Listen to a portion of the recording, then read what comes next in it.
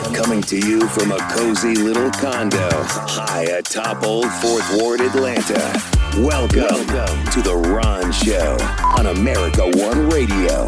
Here's your host, Ron Roberts. There is a website called GeorgiaVotes.com. And this guy named Ryan Anderson, who lives in Atlanta, he's a freelance marketer. He works with a lot of big companies. He's a little bit of a political junkie as a side hustle. He decided to throw together this website, GeorgiaVotes.com.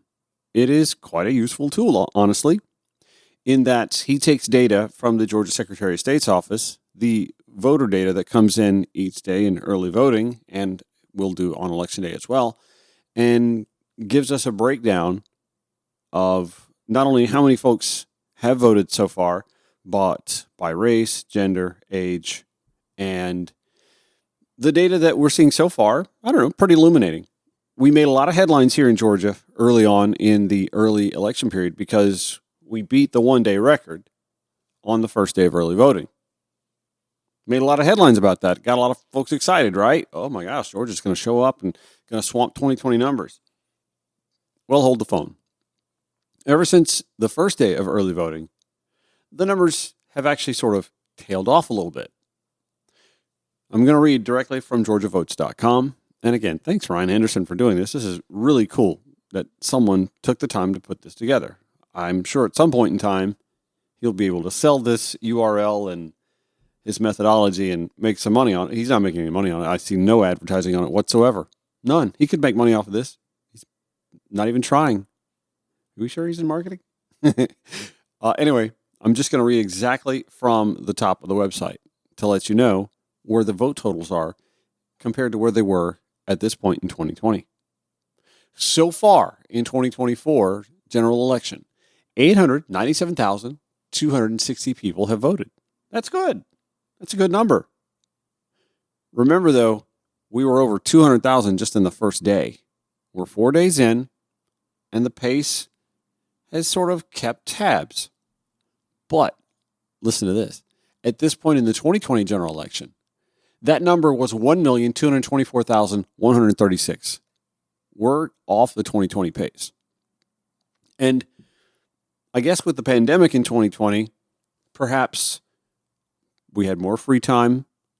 We were sheltering in place. We were working from home a lot more often. Our schedules were a lot more in our possession than they are perhaps now in a hybrid work environment for many people. We're off the pace.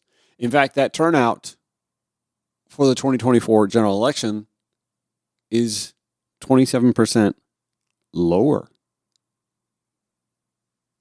That's right, lower. 27%. That's a healthy chunk. And that's not making headlines. Nobody's talking about that. I have to say, though, let's keep in mind that absentee ballots, drop boxes were routinely used in 2020 because, again, we were sheltering in place. A lot of us were working from home, not going out unless it was just to go get groceries at this point in time.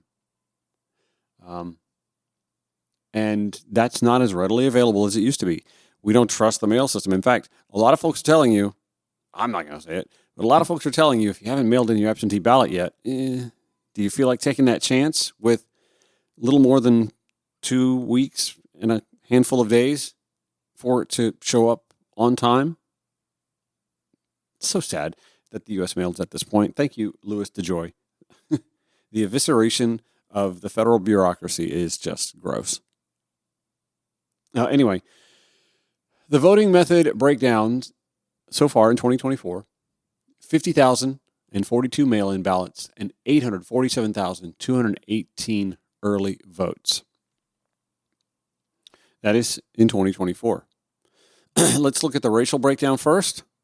You have 59.4% of those who have participated so far in early voting are white.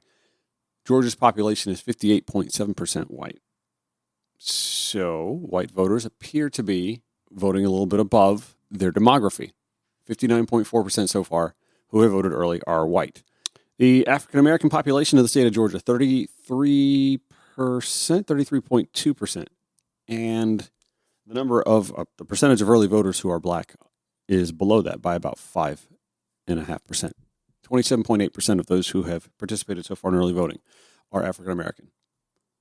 2% Hispanic, 1.8% Asian, 8.9% of various other ethnicities. The gender breakdown. 54.8% of those who have voted in the state of Georgia identify as female. That is slightly above 53.39% of the state's population that identifies female. So females are voting above their skis a little bit. Males, 44.9%, a little more than 1.5 percentage points below the male percentage of population in the state of Georgia. When you look at the age breakdown, I don't know, this is pretty predictable. The 50 to 64 population, 29.3%, swamped by the 65 plus.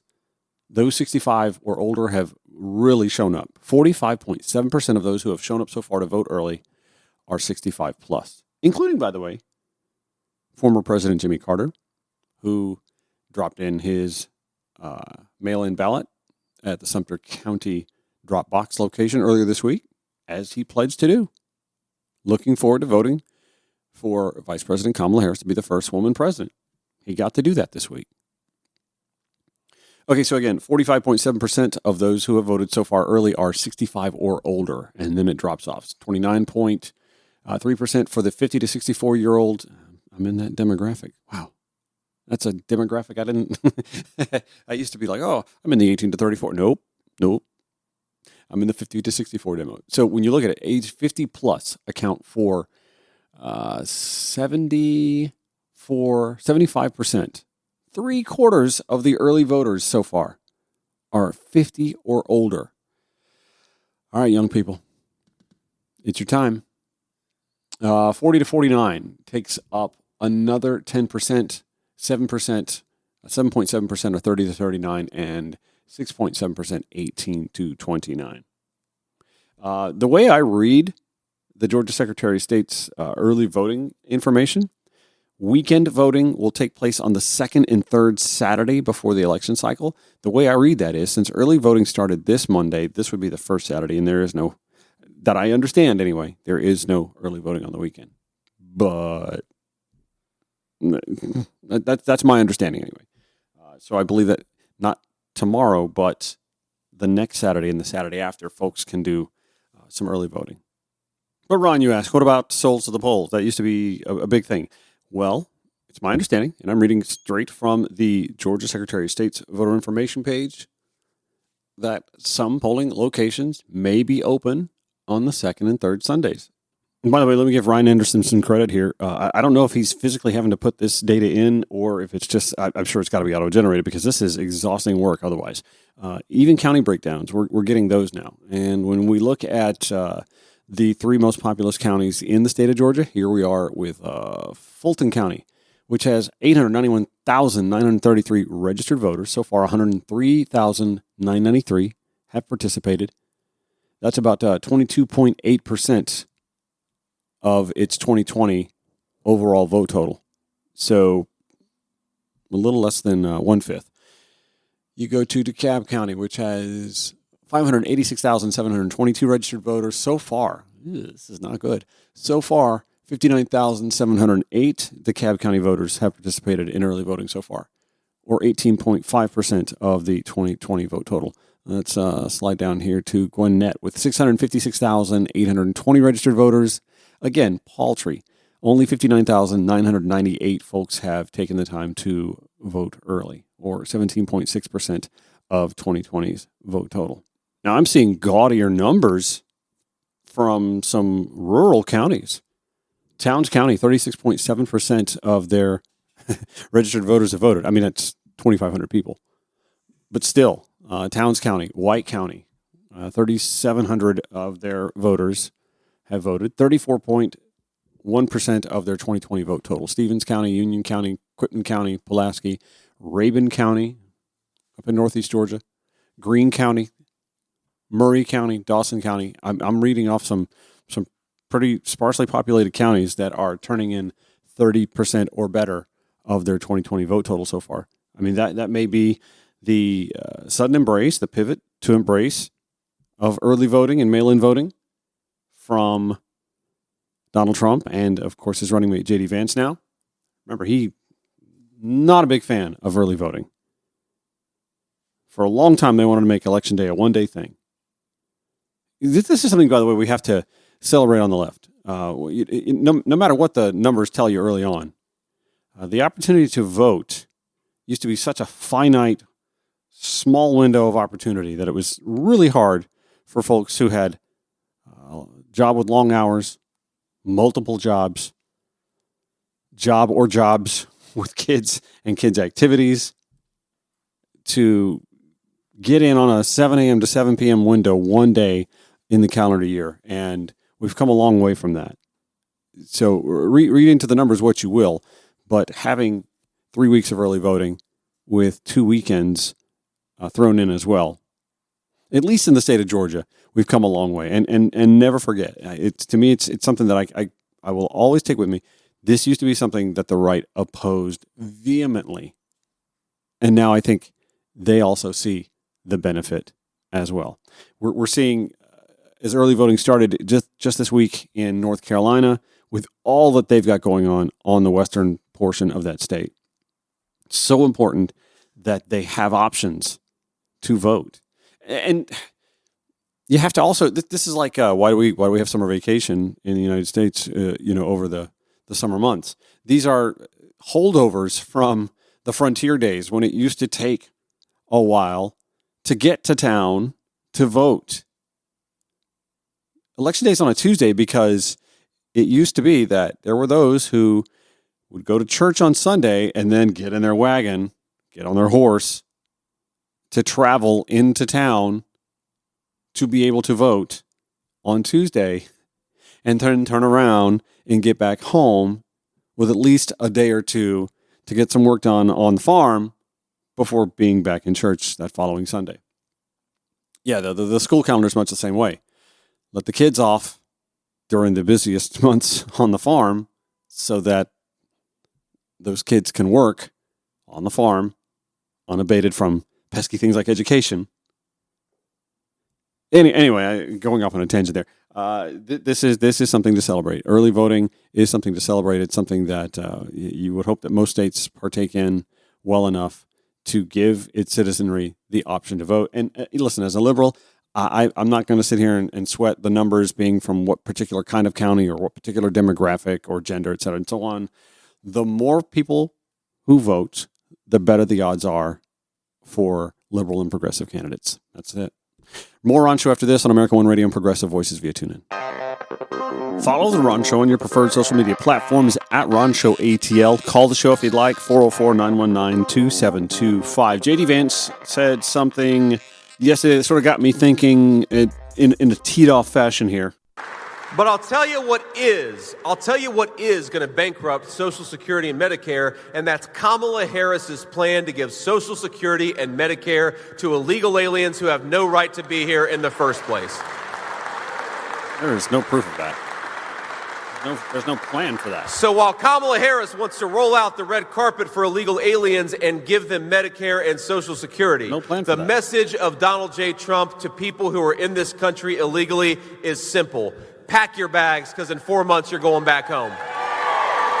Now, of course, he said this while also being on the campaign trail ranting about grocery prices. And need I connect the dots between the plan that Donald Trump has to mass deport and the impact it'll have on the agricultural and food processing industries. The man's not that bright, but then again, he's running on tariffs that you and I will pay for when we buy imported goods.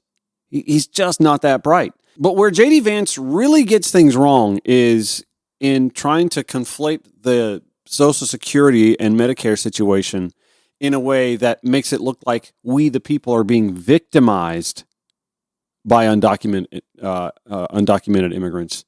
We're actually benefiting. As Medicare and Social Security recipients, we benefit from undocumented immigrants who, by the way, usually pay into Social Security and Medicare if they happen to steal or use someone else's Social Security number just to get a job. They're paying into it knowing that they'll be unable to actually derive the benefit from what they paid into. Gracias, amigo. Gracias, amiga. That's what we should be saying to the undocumented immigrant. Thank you. We appreciate your contribution. Now, I'm not going to sit here and pretend that there aren't those who somehow are able to finagle or steal someone's social security number and change the bank information and yada, yada, yada. But estimates are that undocumented immigrants contribute about $33 billion, I think it's 2022, $33 billion with the B dollars into Social Security that they'll not get back. Whereas audits found 33.5 million with an M in benefits for about 21,000 beneficiaries were redirected through unauthorized direct deposit changes between January 2013 and May 2018. That's a 5-year period with 33 million allegedly being rerouted, perhaps illegally, versus 33 billion with a B contributed by undocumented immigrants to Social Security in just 1 year. Well, and let me clarify that. It's $33.9 billion in federal social insurance taxes in 2022 towards Social Security, Medicare, and unemployment insurance. Again, three things that the undocumented immigrants who use a fake Social Security number or someone else's never benefits from themselves. Again, gracias. Gracias. I had to point this out on my own personal Instagram when someone decided to chime in on my early voting post. I shared the picture of the sticker. This guy said, I voted early for Trump because I'm sick of seeing illegals get handouts while I struggle to survive because of mental health issues. Where's my free money, he said. Oh, God. First of all, you got to understand, immigrants don't just get handouts. You just heard how near impossible it is to derive a benefit that they actually pay into. But you know what? That's actually quite common. So here's the thing. Everyone who lives here, legally or otherwise, pay taxes of some kind. Rent a place, property tax. Landlord does not eat that cost. The tenant does. Because the landlord's trying to make a profit. So yeah, obviously, the tenant's going to pay that property tax. Buy anything? Got to pay a sales tax. Tank of gas, gas tax. The difference between immigrants here illegally and documented immigrants and U.S. citizens is we actually get benefit from the taxes that we pay into.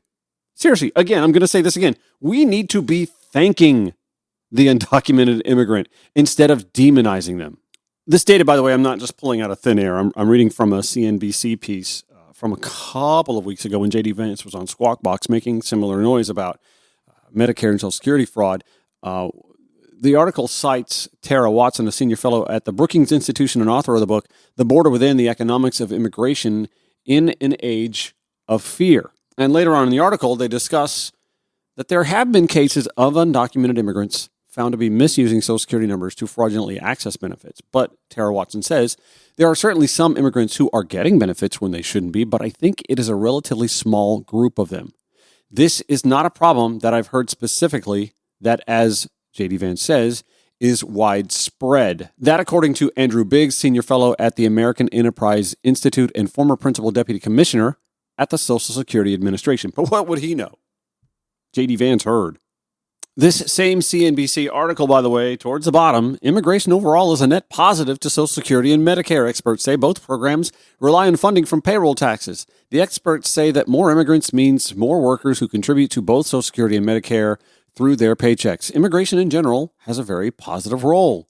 Sam Gutterman, chairperson of the American Academy of Actuaries Social Security Committee. Neither the Social Security Administration nor the Department of Health and Human Services, which oversees Medicare, provided recent data on the effect of undocumented immigrants on their programs. When asked about Vance's statement that undocumented workers are draining Medicare and Social Security, HHS spokesperson Renata Miller said, "These claims are false, and they serve as a distraction from the health care concerns that everyday Americans care about. HHS will continue working to lower healthcare costs so that patients can fill a prescription without rationing pills or going into medical debt. Social Security Administration in an email explained that there are strict rules about who can legally receive benefits and Social Security numbers, saying the Social Security Act does not permit payment of benefits to non-citizens residing in the U.S. if they're not lawfully present here. In order to get a Social Security number for work, by law, you need to be a U.S. citizen or have DHS authorization. SSA has stringent evidentiary requirements to confirm the authenticity of documents and prevent issuance of numbers to ineligible individuals. But again, J.D. Vance heard from somebody. But he also heard from somebody who heard from somebody that the Haitian immigrants in Springfield, Ohio were dining on dogs and cats. And then he passed that on to his running mate, who spewed that to millions of people viewing a presidential debate. So there we are. More Ron Show after this on America One Radio and Progressive Voices via TuneIn. This is The Ron Show on America One Radio. This weekend, both former President Donald Trump and Kamala Harris will be crisscrossing the state of Georgia, a swing state, obviously. As a matter of fact, Greg Bluestein at the Atlanta Journal-Constitution reporting this morning that former President Barack Obama will join President Kamala Harris for the first time on the campaign trail this election season with a rally in Georgia this next week as Democrats race to turn out more black voters. Campaign officials didn't immediately disclose the location of the event that's going to be held on October 24th, which comes a day after former President Donald Trump headlines a rally in Gwinnett County. It'll be Obama's first stop in Georgia this campaign cycle and one of a handful of appearances he's scheduled on the trail. He held his first rally in Pittsburgh earlier this month and will soon hold events in Arizona, Michigan, Nevada, and Wisconsin. Obama, the nation's first... let me get to the part where I was going to talk about this weekend. There is apparently a rally taking place this weekend here in Metro Atlanta. I know this because I've been peppered with invites, text messages and emails, et cetera, and so on. I even had some folks within the party say, "Hey, are you going to the rally?" No, I'm not. First of all, I went to her first rally here in Atlanta. Very excited, electric. The enthusiasm in that building was incredible. And I'm sure it'll be there again. Who knows who else will be there with the vice president at this rally? And that, again, I don't think that's even been a disclosed location. But here's the thing. If the current vice president and a former president are going to be appearing at the same rally, security is going to be something else. And that means thousands of us standing outside waiting to get in. I don't know the weather on that day yet. We don't know the weather. I'm not standing outside in it, whether it's warm and sunny or cold and chilly or breezy. I'm not doing it. Y'all are streaming these on YouTube now. The jig is up. I will, if I want to partake or I want to feel the vibe, I will watch that on YouTube. I'm not standing outside on a sidewalk for a couple, 3 hours. Just not doing it. That's just... Also, the rally that I'm getting invites to is for, at some point in time, again, undisclosed location or time, but on Saturday here in Atlanta. Can I just say, is you crazy? Do y'all know in the South, college football is kind of a big deal? And I'm not committing to doing anything on Saturday that may potentially coincide or conflict with the start of the Georgia-Texas football game. Kind of a big game. Number 5 team in the country, our beloved Georgia Bulldogs. Number 1 team in the country, for now, the Texas Longhorns. That kickoff 7:30 on ABC. And I'm not going to be watching that on my phone while standing in line or between speeches. Just not going to do it. That's my personal thing. I put a lot into election informing and getting the word out. I'm not. I'll watch it on YouTube. Now I'm sure they'll have a fantastic turnout. Not worried about crowd size, any of that business. Although, my God, the fixation on crowd size, right?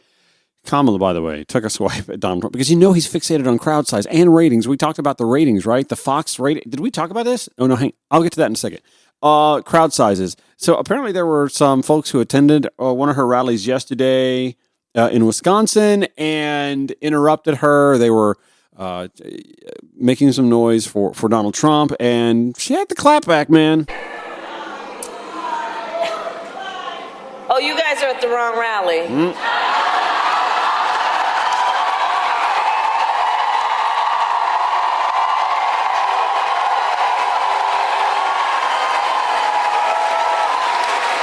No, I think you meant to go to the smaller one down the street.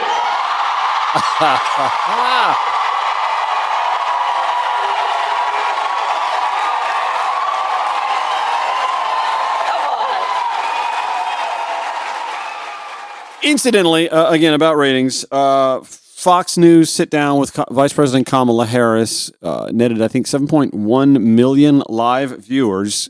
That is more than the Donald Trump sit down with Harris Faulkner, 3.3 million, same day. And also, when you add that 3.3 million viewers who watched Donald Trump's sit down with Harris Faulkner to the number that sat down, that watched when he sat down, or stood up, I should say, with Sean Hannity at the last town hall, Kamala Harris had more viewers with Bret Baier than both of those most recent town halls with Donald Trump on Fox News combined.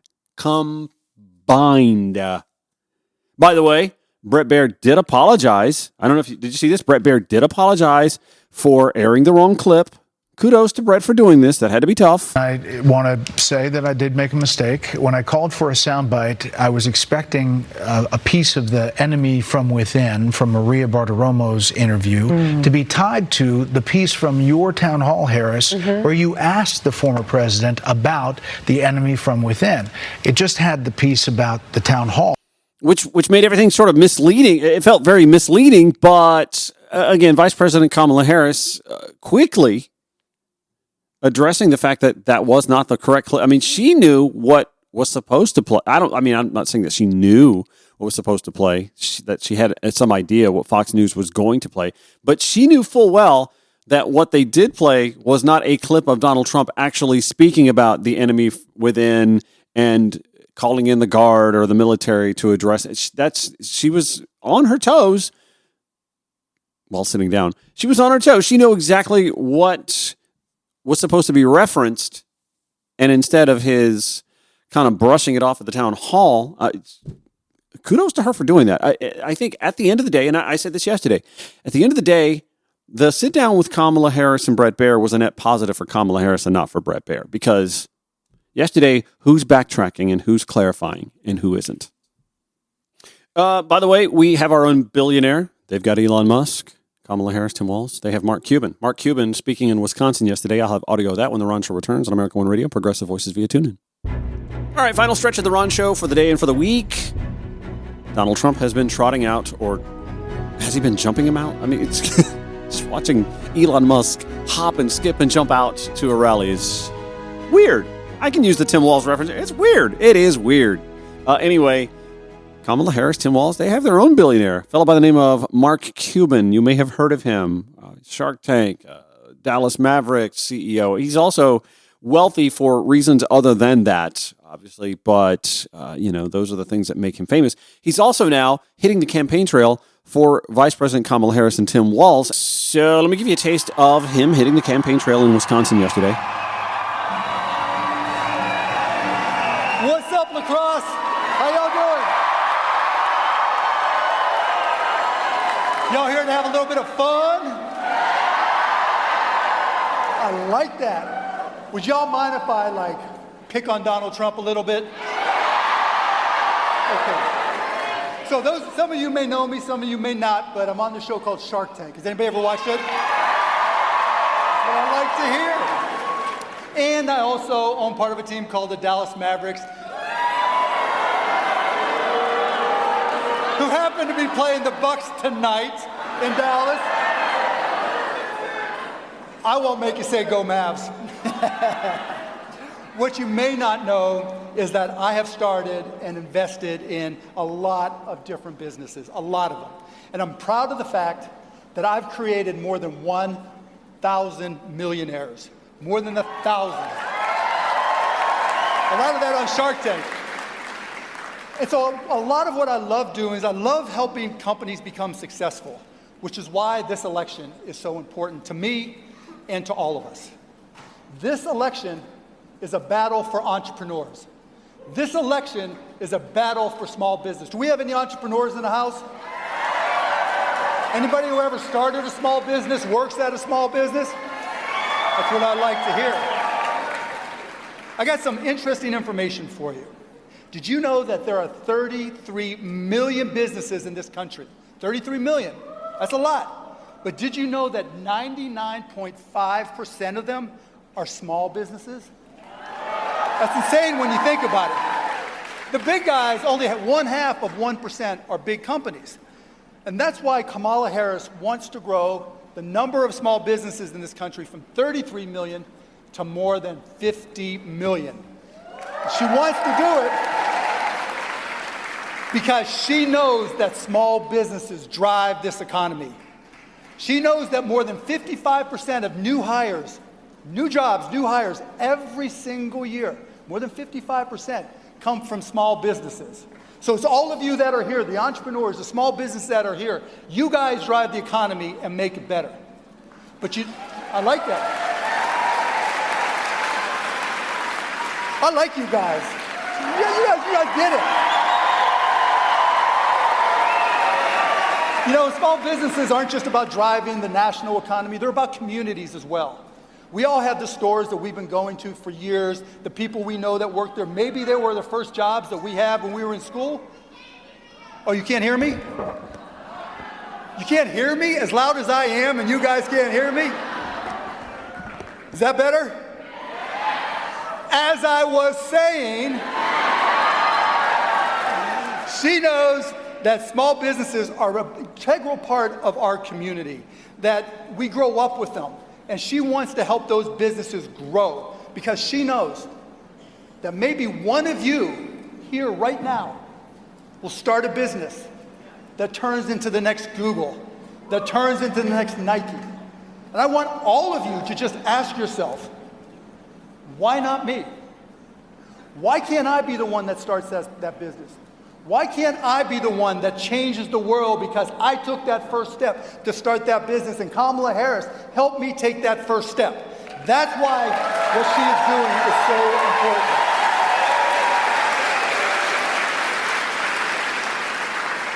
You know, in my career, I've learned a lot about business, including how tariffs work. Here he goes. Now, let me just ask you a question. Do you all know anybody who doesn't know how tariffs work? All right, I'll give you a hint. That other guy. Now, he has this crazy notion that putting a tariff of 60% on every single product imported from China is a good idea. Let me just tell you. This man has so little understanding of tariffs, he thinks that China pays for them. This is the same guy who also thought that Mexico would pay for the wall. So there's no Mexico.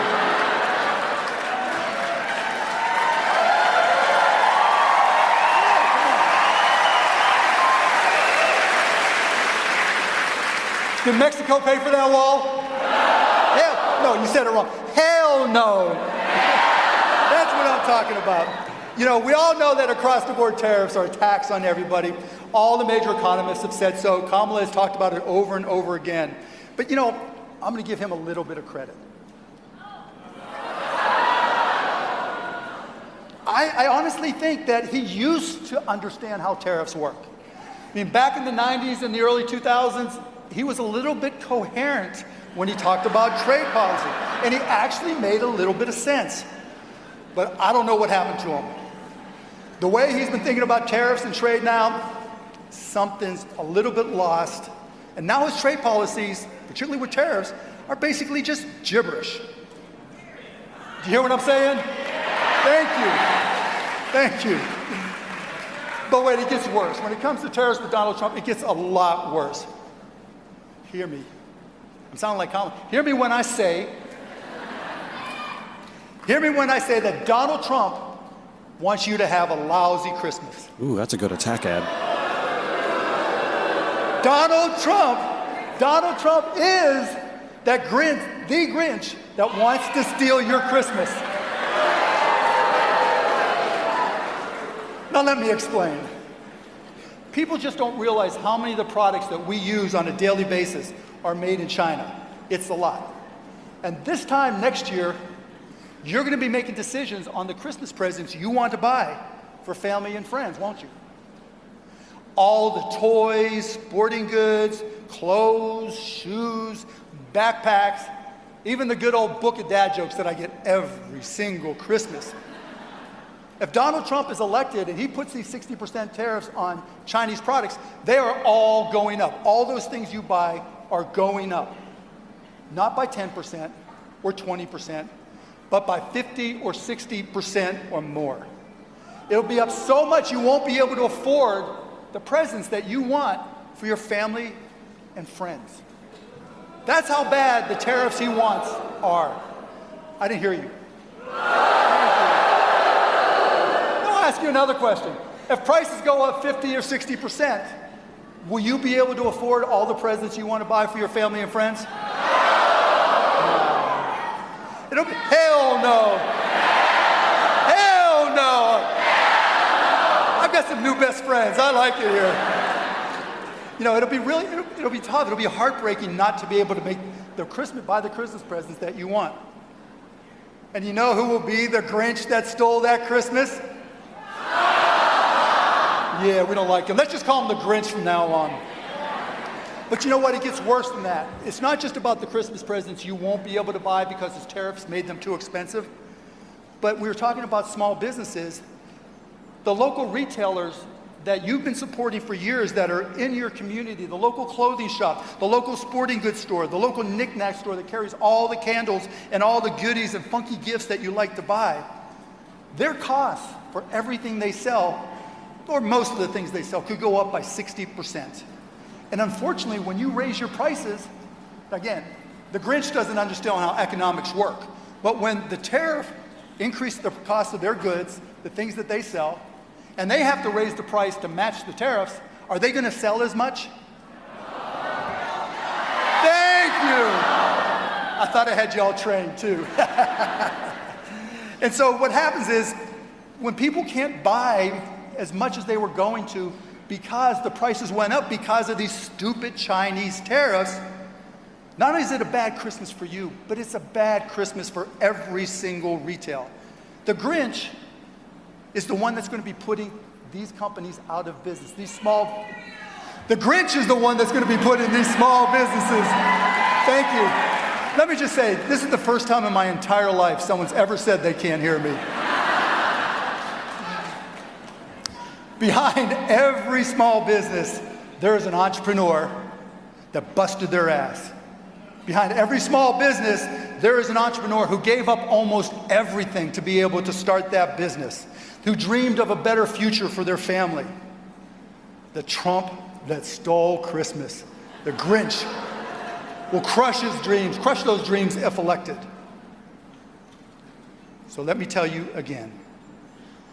Is there a candidate that will help those small businesses grow? Is there a candidate that is helping to...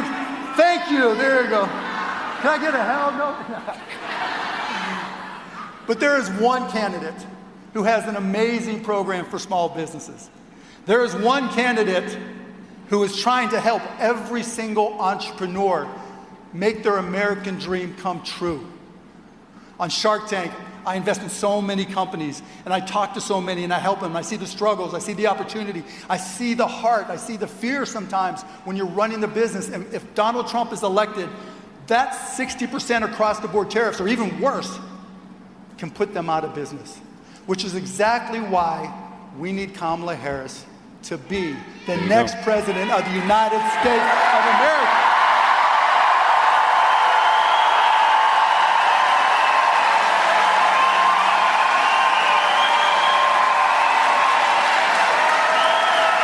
So I'm going to ask y'all one more question. I'm going to ask you one question. And I want a hell yes. I haven't asked a question yet. He's having fun. Maybe there's going to be multiple hell yeses. Are you going to work to help Kamala Harris be elected? Are you going to go and talk to every single person you know and ask them and help them vote for Kamala Harris? Is Kamala Harris going to be the next president of the United States of America? Thank you, everybody. I appreciate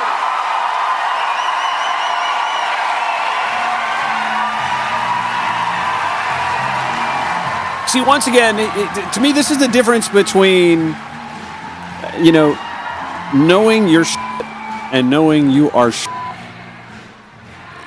You had Mark Cuban go out there and give essentially a mini econ lesson, an econ 101 lesson that, sometimes is necessary because when you've got opposition that is out there just flowing with the bullshit and has nothing to back it up with because facts, data, math, science, logic, they have liberal biases, unfortunately. They're anti-MAGA. You can't go out there with things that back up what you're saying if you're just out there spewing bullshit.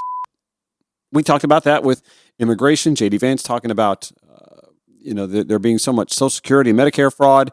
Well, okay, I'm not saying that fraud doesn't exist, but what we did prove definitively is that the fraud that exists is that folks are fraudulently not tapping into Social Security and Medicare, but they're fraudulently contributing to Social Security and Medicare and not getting the benefit back. That's good fraud. I mean, there's no such thing as good fraud, right? But that's good fraud. And then you heard Mark Cuban spell out exactly how Donald Trump's economic policy, which is just tariffs, is bad, not only for the American consumer, but for the small business person as well. Econ 101. It's basic. It's like trying to explain the supply chain situation to folks who want to. And J.D. Vance he leans on that crutch a lot, talking about the cost of goods and services and inflation going up. That's all Kamala Harris's fault, and they never can substantiate. Well, how exactly is it Kamala Harris's fault? How exactly is it Joe Biden's fault? Explain that to me. Explain it to me like I'm stupid. Like we have had global inflation. Worse in the U.S., worse outside the U.S. than inside the U.S. In most of the world. And yet it's somehow just uniquely two people's actions that did that? Explain that to me again. Is it because we stopped the drilling for oil, for gas? Well, that's not happened because we're actually doing that more than we ever have before and diversifying our energy grid at the same time. We are walking and chewing gum at the same time there. Was it handing out the stimulus checks? Well, Donald Trump did that at twice the rate. Fiscally, twice the rate, monetarily speaking, than Joe Biden and Kamala Harris did. So if it's that, then doesn't that guy deserve some heat for that too? Or maybe it was just a global phenomenon, an economic global phenomenon in the aftermath of a pandemic where most of the world was shut down. It kind of makes sense, doesn't it? Republicans, they don't like solutions. They don't want to come up with solutions to problems. They just want to politic off of them. Like our immigration crisis at the southern border. They don't like talking about all of the reasons that folks are coming, to our southern border or how to address that, the root causation of migration from Central and South America. Something that Kamala Harris was charged with and successful at stemming in 3 key countries, by the way. No, they'd rather just mislabel her as the border czar, still doing so. I heard Laura Ingraham doing that in the immediate aftermath of Kamala's sit-down interview with Bret Baier, just continuously spreading lies. But where Kamala Harris did actually work on immigration, she was very successful. And it was just 3 countries. But now imagine she's able to put that to work with the rest of our immigration crisis. And had a Congress that was, going to work on a bipartisan effort to help that issue out. Imagine. We don't have to. We can just vote. That's the Rontro for the day, for the week. Have yourselves a great weekend. Back Monday, 9 to 10 a.m., 5 to 6 p.m. on America One Radio, 11 p.m., Progressive Voices via TuneIn. See you then.